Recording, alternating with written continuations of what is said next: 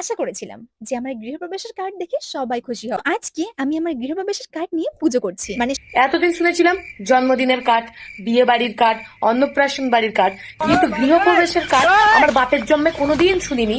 করবেই, কোনো সমস্যা হবে না। আমি এখনো মনে হয় স্বপ্ন দেখছি যে সত্যি আমার বাড়িটা কমপ্লিট হয়ে গেছে। আর আমি কারো সাহায্য ছাড়া সৎ পথে ইনকাম করে যে এত বড় বাড়ি করতে পেরেছি, সত্যি আমার কাছে একদম গর্বের বিষয়। সাথে কি কি কি কি বললি? সৎ পথে ইনকাম?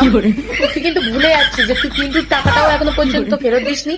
আর তুই এতদিন যে ভিডিও করে টাকা কামিয়েছিস সেটা তুই তোর শেয়ার ব্লাউজ পরেই দেখিয়েছিস।